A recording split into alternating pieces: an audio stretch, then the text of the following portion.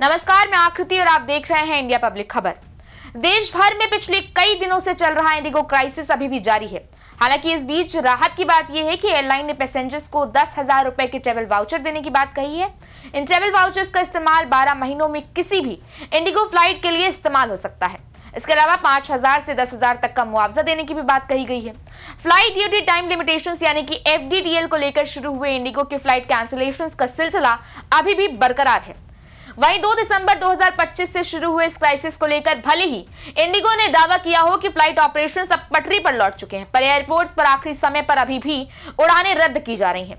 वहीं पैसेंजर्स को इस क्राइसिस से बाहर निकालने के लिए directorate general of civil aviation यानी कि डीजीसीए की तरफ से कवायद जारी है।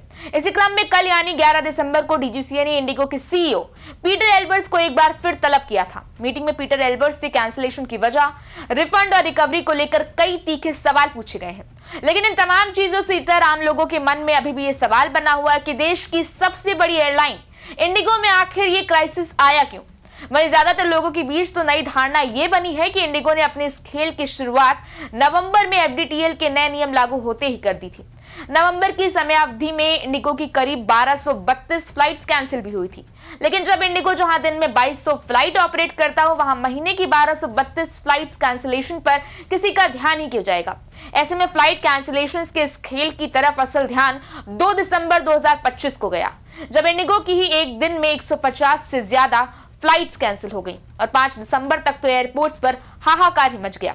5 दिसंबर को एयरलाइन ने अपनी 1600 फ्लाइट्स कैंसिल कर दी। ऐसे में माना जा रहा है कि 2 दिसंबर से अब तक इंडिगो की 5,000 से ज्यादा फ्लाइट्स कैंसिल हो चुकी हैं, जिसका खामियाजा लाखों पैसेंजर्स को भुगतना पड़ा है। जांच शुरू हुई तो उसमें सामने आया कि नए एफडीटीएल नियमों के तहत पायलट्स के आराम के समय में जो बदलाव किया गया था, उसको लेकर इंडिगो की तरफ से कोई भी तैयारी नहीं की गई थी। और अब तक के सवाल जवाब में भी ये पता चला है कि एफडीटीएल के नए रूल्स लागू होने के बाद इंडिगो को 2,422 कमांड कप्तानों की जरूरत थी, लेकिन सिर्फ 2,357 ही अवेलेबल थे।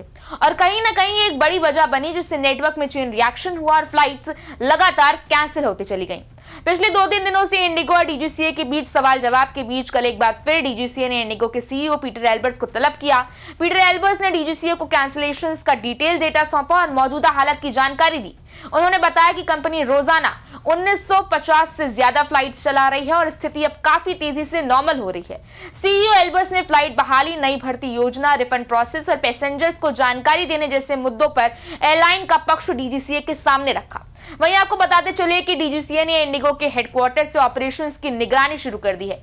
डीजीसीए ने 11 एयरपोर्ट्स पर निरीक्षण के आदेश दिए हैं। साथ ही एक 4 सदस्यीय समिति भी बनाई गई है, जो एक बार फिर इंडिगो के सीईओ से सवाल जवाब करेगी। बहरहाल इंडिगो संकट अभी भी जस का तस ही बना हुआ है। वहीं आपको ये भी बता दें कि इंडिगो के इस क्राइसिस का असर अब शेयर मार्केट में भी दिखने लगा है।